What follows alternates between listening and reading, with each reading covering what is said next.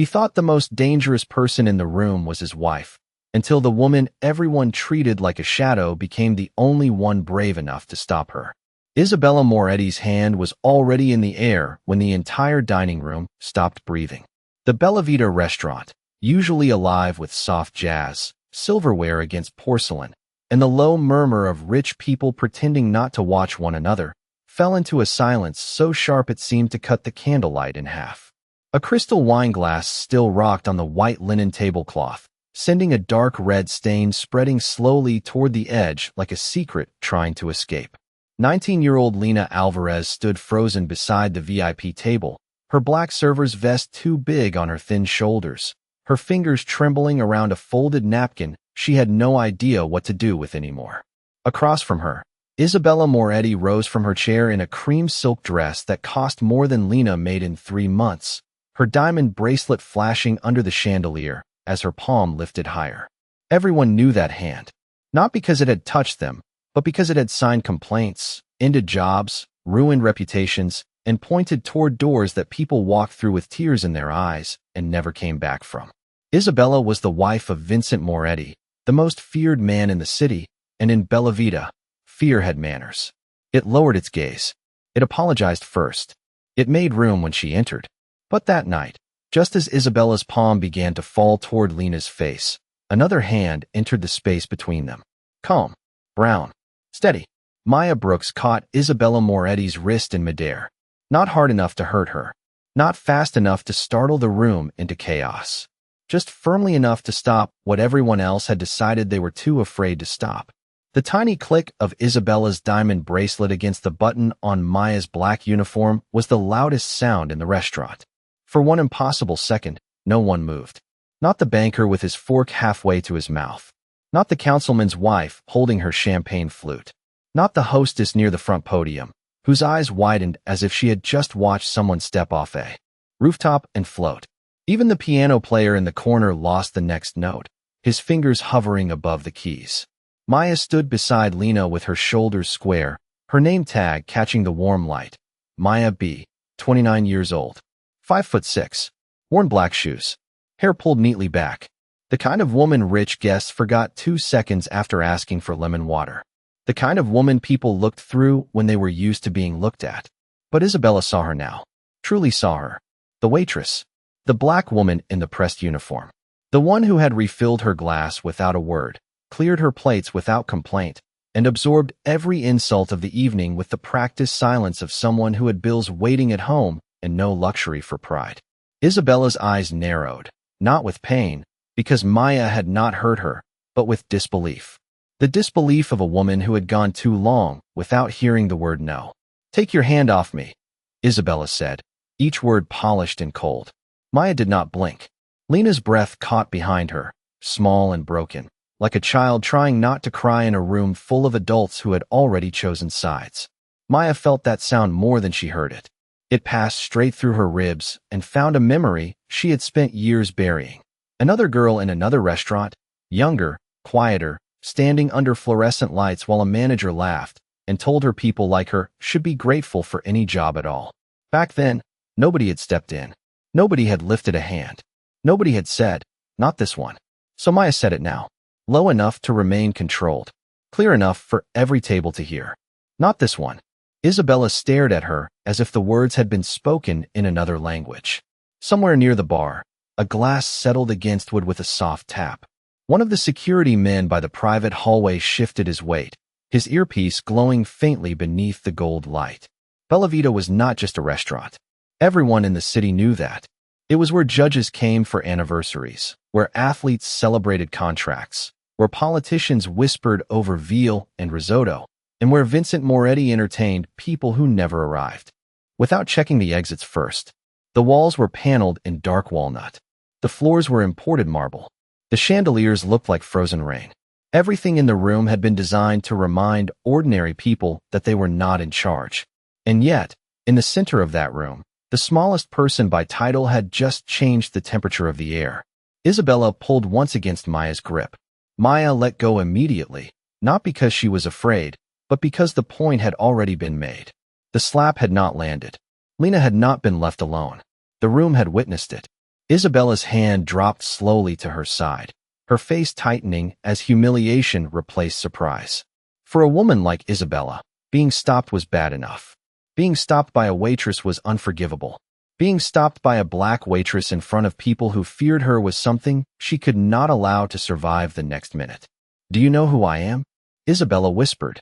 Maya's eyes stayed level. Her voice did not rise. "Yes, ma'am." A pause. The candles trembled in their glass holders. "That's why I stopped you."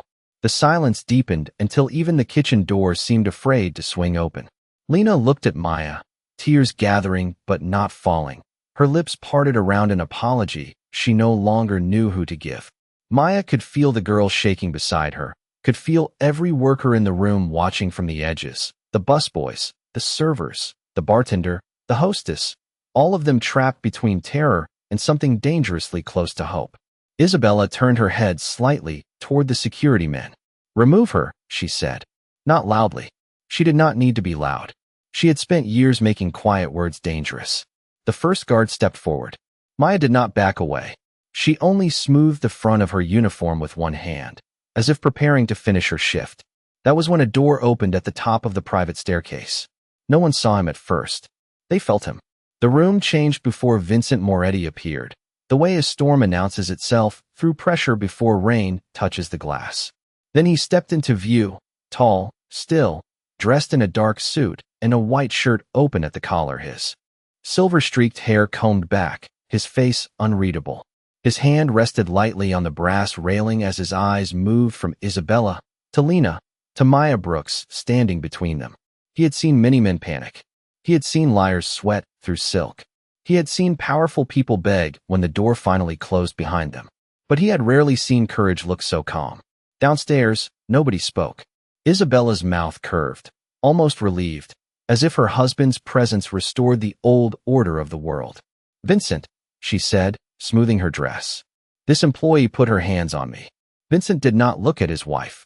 He kept his eyes on Maya. "Did she?" Maya felt every heartbeat in the room turn toward her. She knew what her answer could cost. Rent was due Friday. Her mother's prescription had gone up again. Her car needed 2 tires before winter. Women like Maya did not get to make dramatic stands without receiving real bills afterward. But Lena was still behind her, and the place on the girl's cheek where the slap had almost landed seemed louder than money, louder than fear, louder than the name Moretti. Maya swallowed once, then answered him. "Yes, sir. I stopped her from hitting your employee." Vincent's expression did not change, but something in his eyes sharpened. Isabella let out a small laugh, brittle as cracked sugar. "She spilled wine on me and then stood there like a frightened little idiot. I was teaching her a lesson." Maya turned her head just enough to look at the spreading stain on the tablecloth, then back at Isabella.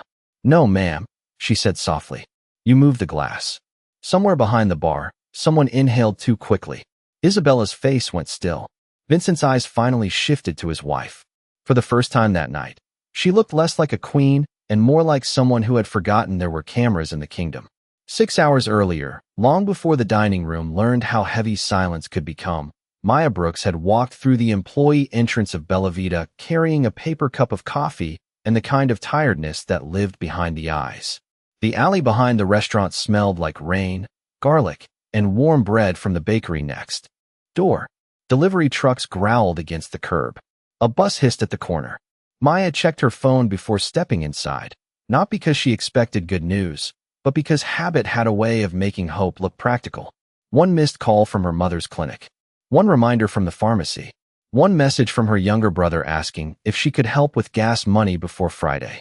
She locked the screen, slipped the phone into her apron pocket, and put on the face she wore for rich strangers. Calm, pleasant, invisible. Inside, Bella Vita glowed like another world.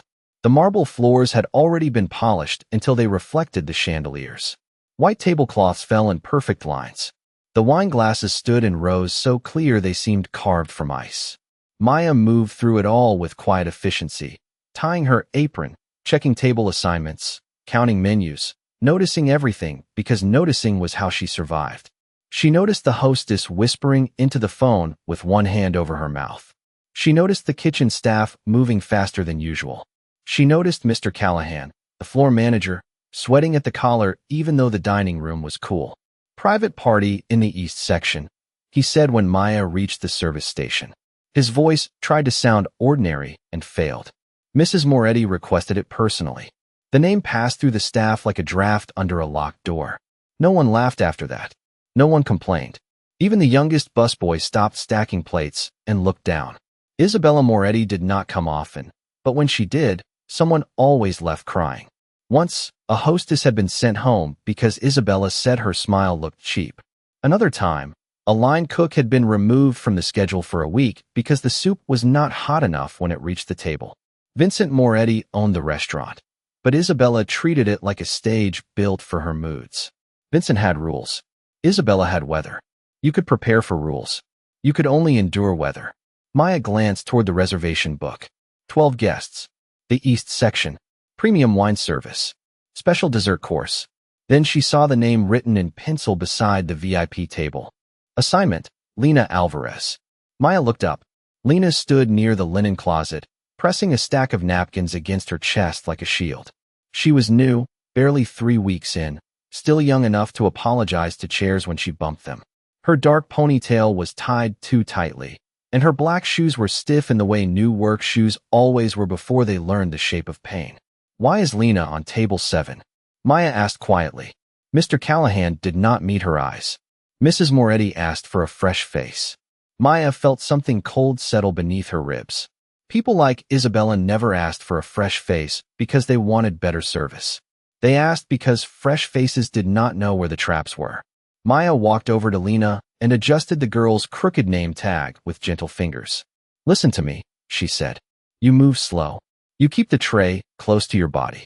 You do not answer anything that sounds like bait. Lena tried to smile. Is she really that bad? Maya looked toward the east section, where the candles had already been lit though sunset was still an hour away. She is worse when people pretend she is not. Before Lena could ask what that meant, the front doors opened. The room seemed to straighten itself. Isabella Moretti entered beneath the golden light as if the restaurant had been waiting all day to become worthy of her. Cream silk, diamond bracelet, soft perfume that reached the service station before she did. Her friends followed in a bright little cloud of expensive coats, careful laughter, and hungry eyes. They were not there for dinner. Not really. They were there to watch Isabella be powerful. Maya stepped back into place beside the wine station, hands folded, face composed. Isabella's gaze swept across the dining room and landed briefly on Lena. A small smile touched her mouth. It was not warm. It was not kind. It was the smile of someone choosing where the evening would begin. Isabella Moretti did not sit down right away. She stood at the edge of the east section and let the room notice her first. That was part of the ritual. The cream silk of her dress caught the chandelier light. Her diamond bracelet rested loose against one wrist, flashing every time she moved her hand. Around her, the other women laughed too quickly, touched their necklaces too often, and looked at the staff with the comfortable distance of people who had never worried about a missed rent payment or a shut-off notice. Mr. Callahan hurried forward with the kind of smile that hurt to hold. Mrs. Moretti, welcome. Your table is ready. Isabella did not look at him. Her eyes drifted across the place settings, the flowers, the wine bucket, the young hostess standing near the podium, then finally Lena. Is this the girl? She asked. Lena stepped forward before Maya could stop her. Good evening, ma'am. My name is Lena, and I will be helping with your table tonight. Her voice shook only a little, but Isabella heard it. Women like Isabella always heard weakness first. Helping, Isabella repeated, as if tasting something sour. How comforting. Her friends smiled into their champagne before they had even sat down. Maya stood at the wine station 15 feet away, polishing the same glass twice while watching everything in the reflection. She knew that tone. It was not anger. Anger could pass. This was amusement sharpened into a tool. Isabella took her seat at the head of the table, not because it had been assigned to her, but because no one would dare imagine her anywhere else. One guest asked for sparkling water with no ice. Another asked whether the chef could prepare something not on the menu. A third wanted the candles moved because they cast shadows under her eyes. Lena wrote everything down carefully, nodding after each request, trying to be perfect in the way young workers try to become safe. But safety was not on the menu that night. You are new, Isabella said suddenly. Lena stopped writing. Yes, ma'am. 3 weeks. 3 weeks, Isabella said, smiling. And they put you in this section?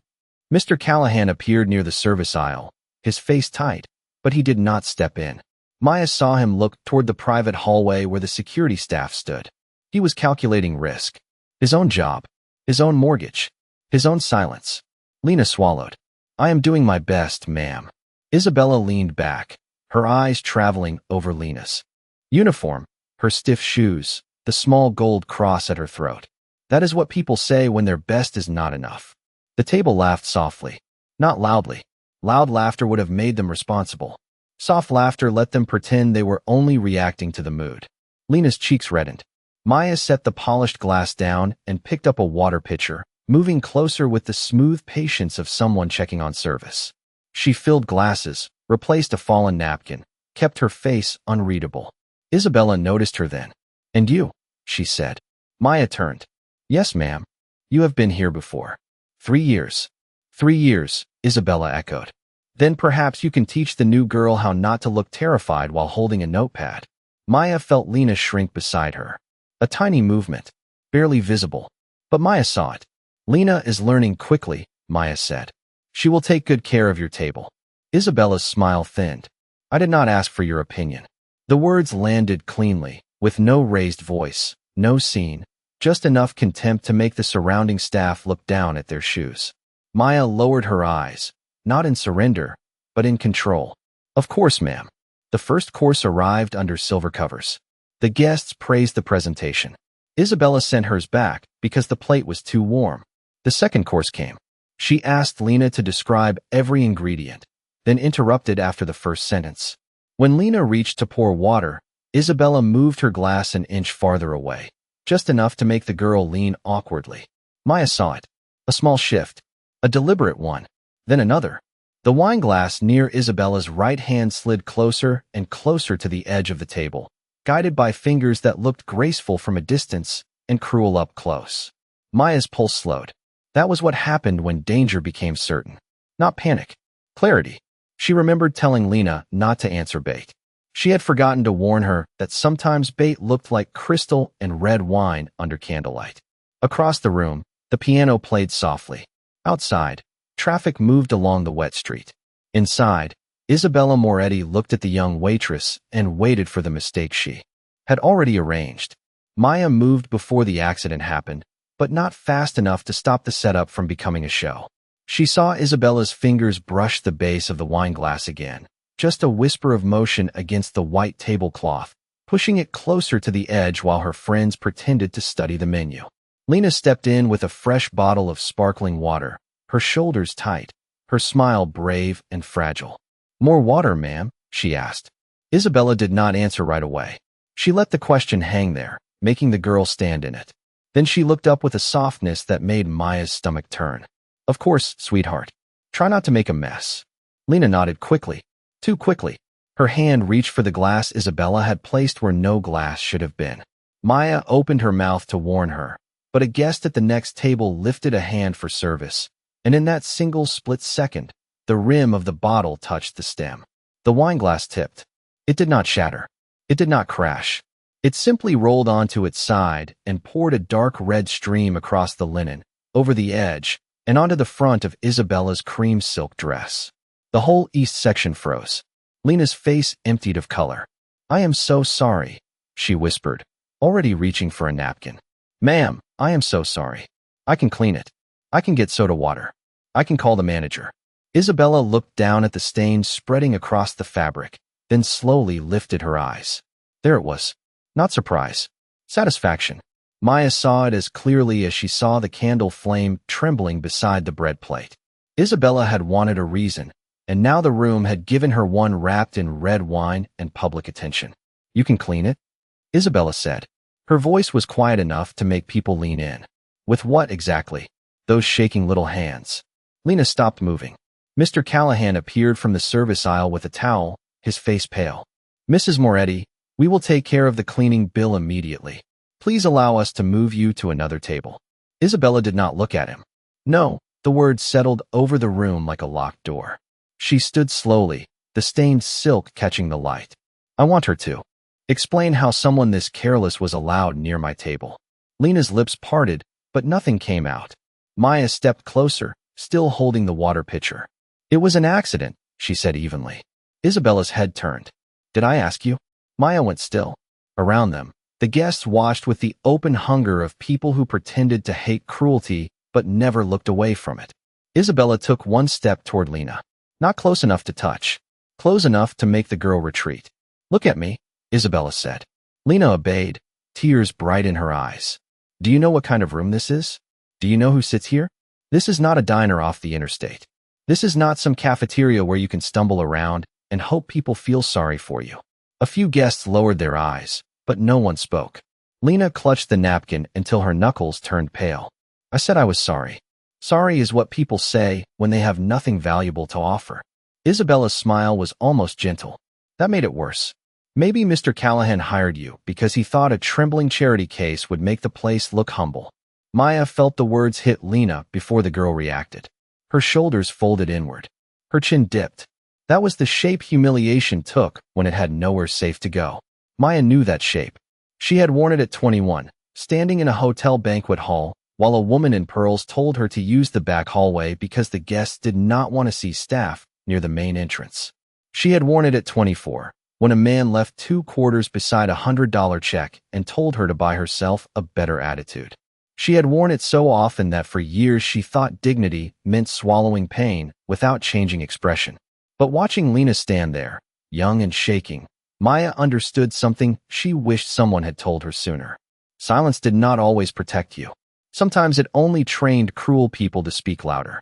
Isabella leaned closer to Lena, her bracelet sliding down her wrist. "Stand up straight," she said. "If you are going to embarrass this restaurant, at least do it with posture." Lena straightened, crying now without sound. Maya set the pitcher down. The tiny thud of glass against the service tray made Mr. Callahan glance at her in warning. "Do not," his eyes said. "Please do not." Isabella lifted her hand. The room inhaled all at once. And Maya, who had spent 3 years being invisible, stepped into the light. Maya reached Isabella before the hand could fall. Her fingers closed around Isabella's wrist with careful control, steady enough to stop the gesture, gentle enough to leave no mark, and the entire restaurant seemed to lose its heartbeat. The piano note died unfinished. A server near the kitchen doors stopped with 2 plates balanced on his arm. At table 4, a woman covered her mouth but said nothing. Lena stood behind Maya, frozen in the small space between terror and disbelief, one tear slipping down her cheek without permission. Isabella stared at Maya's hand on her wrist as if the world had made a mistake. Then her eyes rose slowly to Maya's face. "Let go of me." Maya released her at once. She did not step back. She did not raise her voice. She simply placed herself between Isabella and Lena, her black uniform plain beneath the chandeliers, her worn shoes planted on the polished marble like they belonged there. "You can fire me," Maya said, "but you will not hit her." The words were quiet, but they carried farther than shouting ever could. They crossed the white tablecloths, passed over the silverware and the crystal glasses, reached the hostess stand, the bar, the service aisle, the private hallway where the security men stood unsure of which kind of danger had just entered the room. Isabella's face changed by degrees. First shock, then insult, then something colder. A smile appeared, thin and polished, the kind of smile that was not meant to express pleasure but promise consequences. "Do you understand what you just did?" she asked. Maya felt her pulse in her throat. She understood exactly. She understood the rent due in 4 days, the clinic bill folded inside her purse, the tires on her car that hummed badly above 40 miles per hour. She understood that women like her were expected to be strong quietly, to endure professionally, to apologize quickly, and to disappear before discomfort reached the people who caused it. But she also understood Lena's shaking breath behind her. That mattered more in the moment than everything waiting outside it. "Yes, ma'am," Maya said. "I stopped something that should not happen in any room." A small sound moved through the guests. Not applause, not support, just the nervous shifting of people who had recognized the truth and wished it had not been said near them. Mr. Callahan stepped forward, one hand raised like he could smooth the air flat. "Maya, let us take a breath." His voice trembled on her name. He was not angry. He was frightened. Frightened of Isabella, frightened of Vincent, frightened of being the man in charge of a room where the old rules had cracked in public. Isabella did not look at him. No, she said. There will be no breath. There will be accountability. She turned toward the security man. Remove her from my restaurant. My restaurant. The words landed badly. Everyone heard it. Bella Vita belonged to Vincent Moretti, at least on paper, but Isabella had worn his name so long that she mistook it for ownership. The first security man took 2 cautious steps forward. He was broad, clean-shaven, dressed in a dark suit, his expression carefully blank. Maya recognized him from years of dinner shifts. His name was Paul. He always thanked the bussers. He always held the kitchen door when his hands were free. Now even he looked trapped, caught between the woman giving the order and the conscience telling him what kind of order it was. Maya did not resist. She only turned slightly toward Lena. Go stand by the service station, she said softly. Lena shook her head. Maya, I am sorry. You did nothing wrong. The sentence was simple, but Lena heard it like shelter. She moved back 1 step, then another, wiping her face with both hands. Isabella laughed under her breath. How touching. The staff have formed a support group. Her friends did not laugh this time. One of them looked down at the stain on the tablecloth as if it had become suddenly interesting. Another reached for her purse, then thought better of it. The room had shifted. Isabella still had fear, but fear was no longer alone. Something else had entered with Maya's words, fragile and dangerous. Witness. Paul reached Maya and stopped a few feet away. Maya, he said quietly, almost apologizing before anything happened. Before she could answer, a door opened above them. It was not loud. It did not need to be. The private staircase overlooked the east section from behind a wall of smoked glass and brass railing. Every employee knew that door. It led to the upstairs dining room where Vincent Moretti held meetings no one discussed the next day.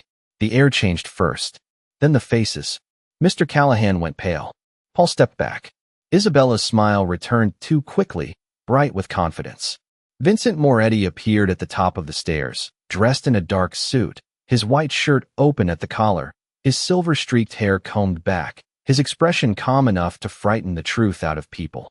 He looked down at the dining room, at the spilled wine, at Lena near the service station, at Maya standing in the center of the floor, and finally at his wife.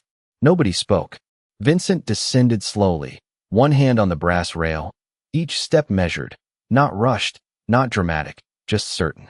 When he reached the bottom, Isabella turned toward him as though rescue had arrived. Vincent, she said, smoothing her dress. This waitress touched me. Vincent's eyes did not leave Maya. I heard. Isabella blinked. Then you heard enough. No, he said. The single word cooled the room. I saw enough. Vincent Moretti's words did not rise above a calm, speaking voice, but they landed harder than any shout could have. I saw enough. The sentence settled over Bella Vita like a judge's hand on a final page. Isabella's confidence flickered for the first time, so quickly that most people might have missed it, but Maya did not. Maya had spent years reading faces across candlelit tables, knowing which guest would complain before the first bite, which man would snap his fingers before asking for the check, which woman would smile while sharpening a sentence. Isabella's face had changed. Just a fraction. Just enough. You saw a confused employee overstep, Isabella said, recovering her tone. That is what you saw. Vincent turned his head, slowly toward her. No, 1 word again. Softer this time. Colder. He looked past her to the ceiling corner above the wine display, where a small black security camera rested inside a bronze fixture made to look decorative. I saw the glass move. The room became so quiet that Maya could hear the soft hum of the refrigeration unit behind the bar. Isabella's fingers curled around the edge of the stained tablecloth. Are you accusing me of something in front of strangers? Vincent's gaze moved over the tables, the staff, the guests who suddenly found their napkins fascinating. No one here is a stranger to what happened. Mr. Callahan swallowed. Paul stepped back to the wall, relieved and ashamed at the same time. Lena stood near the service station with both hands pressed together, still trying to make herself small. Vincent noticed that too. His expression did not soften, but his attention did. Miss Alvarez, he said. Lena startled at the sound of her name. Yes, sir. Do not apologize again tonight. Her eyes filled instantly. Yes, sir. Isabella gave a brittle laugh. This is absurd. She ruined my dress. The dress will survive, Vincent said. The question is whether your dignity will. The words froze Isabella where she stood. Her friends looked away one by one, not because they had suddenly become brave, but because power had shifted and people like them were careful about where they placed their eyes. Vincent looked at Maya then, and for the first time since she had stopped Isabella's hand, Maya felt the weight of the man everyone whispered about. He was not loud. He was not theatrical. He did not need to perform danger because the room had already made room for it. But there was something else beneath it, something she had not expected: restraint. "Miss Brooks," he said. Not Maya. Not Waitress. Miss Brooks. The name moved through her like a chair being offered after years of standing. "Tell me exactly what happened." Isabella stepped forward. "Vincent, you cannot be serious." He did not look at her. "I am." Maya's mouth went dry.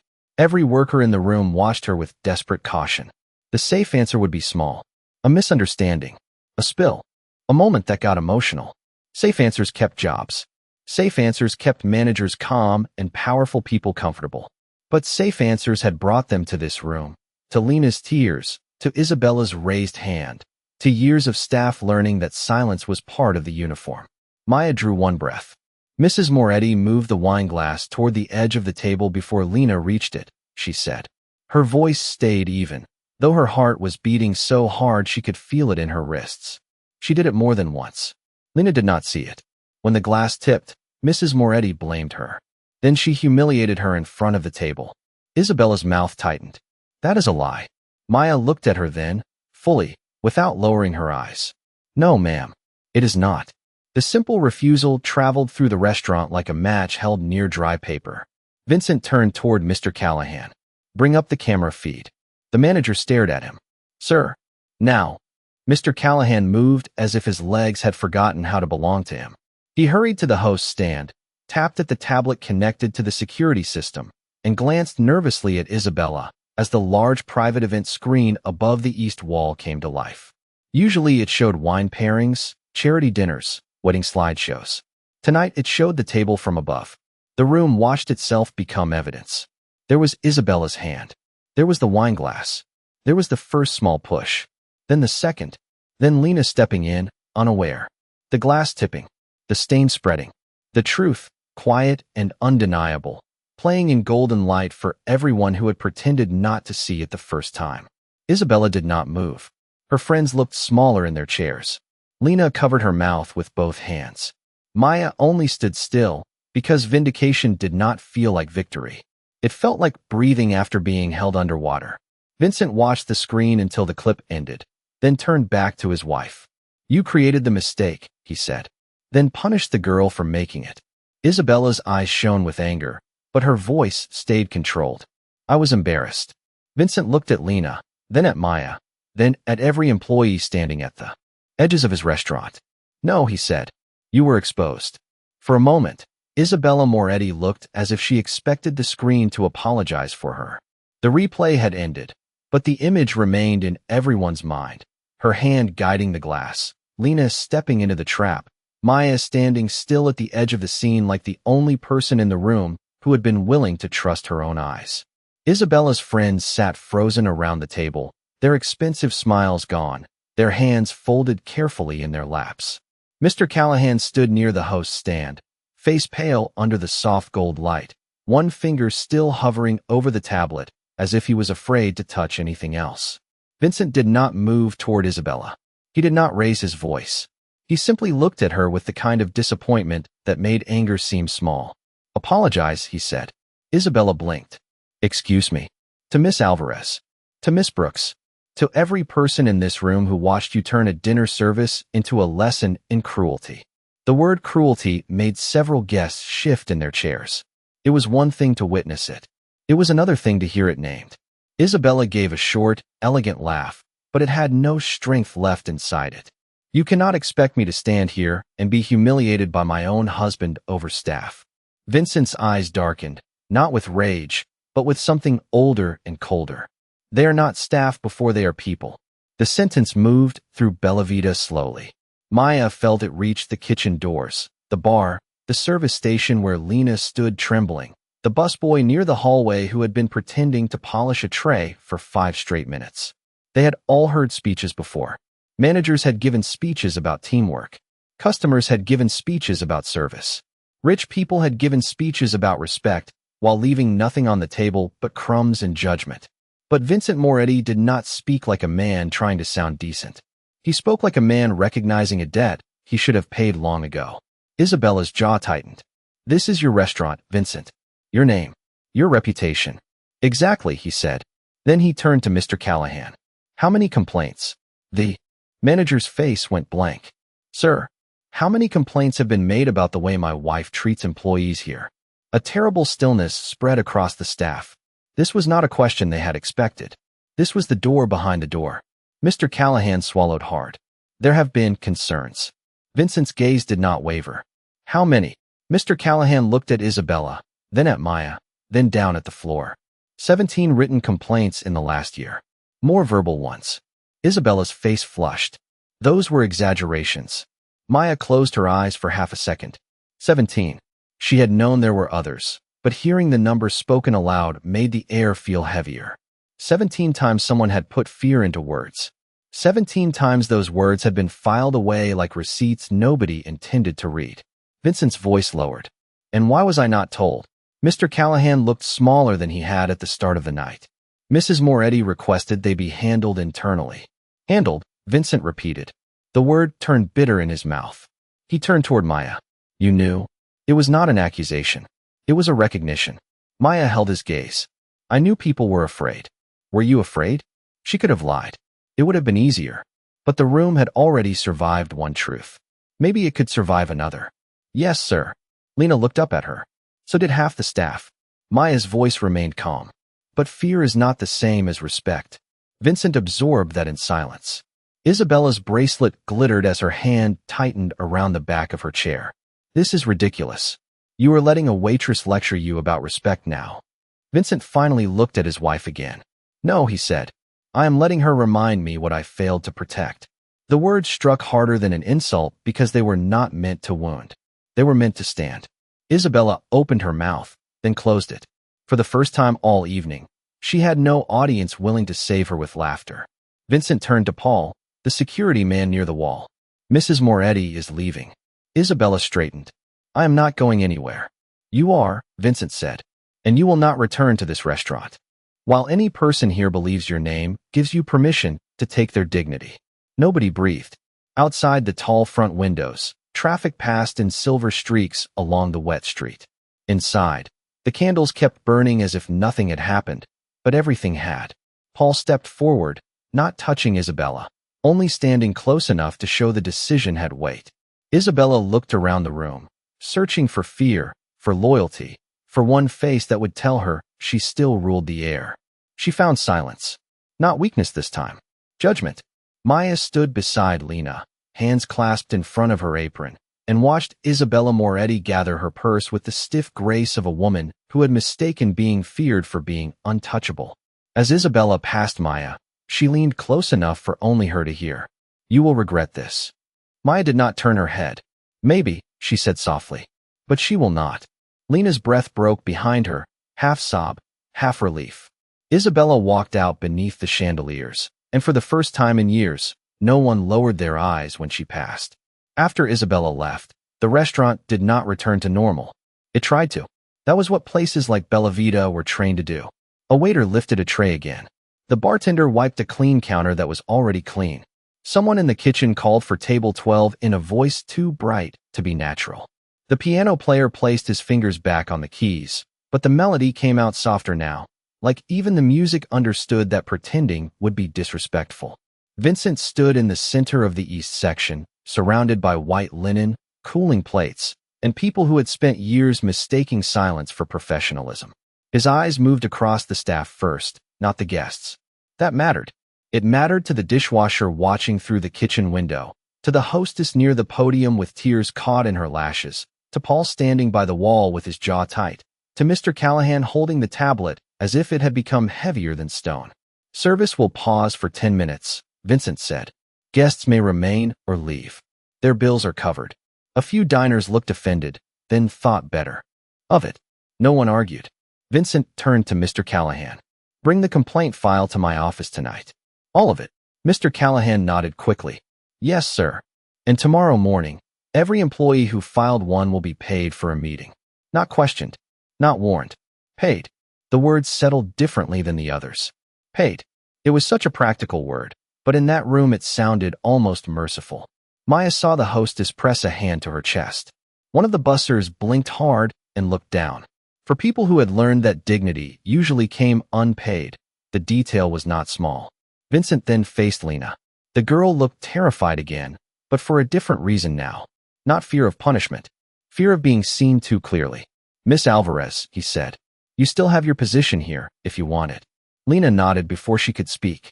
Yes, sir. I do. Her voice cracked. Thank you. Do not thank me for correcting what should never have been permitted. He looked at Maya after that. The room watched the look pass between them. Maya was still standing where she had been since the beginning, hands folded in front of her apron, shoulders steady though exhaustion had begun to gather behind her eyes. Vincent studied her as if trying to understand how a woman with so little protection had found the courage to offer it to someone else. Miss Brooks, he said, come upstairs. Mr. Callahan stiffened. Lena looked alarmed. Maya saw it and gave the smallest shake of her head. It was all right, or at least it was whatever came next. She followed Vincent across the dining room, past the tables where guests no longer knew whether to look away or pay attention, past the wine stain that had started the whole thing, past the security camera hidden in bronze. The private staircase felt longer going up than it looked from below. At the top, Vincent opened a glass door into a quiet room overlooking the restaurant. Dark wood, leather chairs, city lights beyond the windows. A half-finished cup of espresso sat beside a stack of papers on his desk. On one wall, a row of security monitors showed every angle of Bella Vita. The kitchen, the bar, the entrance, the east section where Lena now stood surrounded by two servers who were speaking to her gently. Vincent did not sit. Neither did Maya. For a moment, they watched the monitors in silence. You said she moved the glass, he said. You were certain. Maya nodded. Yes, sir. Why? Maya looked through the glass at the dining room below. Because people who enjoy humiliating others have patterns. They do not need accidents. They arrange them. Vincent absorbed that quietly. His reflection in the window looked older than he had downstairs. And the complaints? He asked. You knew about those too. Maya hesitated. Then she reached into the pocket of her apron and pulled out a small folded envelope. It was plain, creased at the corners, soft from being carried too long. She placed it on the desk between them. Vincent looked at it, then at her. What is this? Names, Maya said. Dates. What happened? Who saw it? Not all of them. Just the ones people trusted me with. Vincent did not touch the envelope immediately. Why did you keep it? Maya's fingers tightened once at her sides, then relaxed. Because sooner or later, there is always another Lena. The room went still around the sentence. Downstairs, someone laughed softly through tears, the sound small but real. Vincent finally picked up the envelope. He did not open it yet. He held it like something heavier than paper. You could have used this against my wife. Maya looked at him then, steady and tired. I was not trying to destroy her. A pause. I was trying to make sure the next person had proof. Vincent lowered his eyes to the envelope. For a man who had built his life on leverage, it took him a moment to understand evidence kept without revenge. When he looked back at Maya, the cold authority was still there, but something had cracked open beneath it. Respect, maybe. Shame, certainly. What do you want? He asked. Maya almost laughed, but the night had taken too much out of her for that. Men like Vincent asked that question expecting numbers, promotions, favors, something they could measure and settle. Maya thought of her mother's clinic bill, her brother's gas money, her car tires. She thought of all of it, then looked down at Lena on the monitor, still wiping her face, still employed, still standing. I want a rule, Maya said. A real one. Written, posted, followed. Nobody loses hours for reporting mistreatment. Nobody gets moved off the schedule because a guest was embarrassed by the truth. Nobody has to choose between rent and self-respect. Vincent listened without interrupting. Maya's voice softened, but it did not weaken. And I want Lena trained by someone patient, not thrown into VIP service like bait. Vincent looked at the monitors again. Done. Maya blinked. That fast. Some things become simple when a person finally stops pretending they are complicated. He opened the envelope then, scanning the first page. His jaw tightened, not with surprise, but with recognition of failure written in other people's handwriting. Downstairs, Bellavita waited. Not healed. Not yet. But awake. And for the first time that night, Maya allowed herself one full breath. By midnight, Bellavita no longer looked like a restaurant recovering from embarrassment. It looked like a place learning how to stand differently.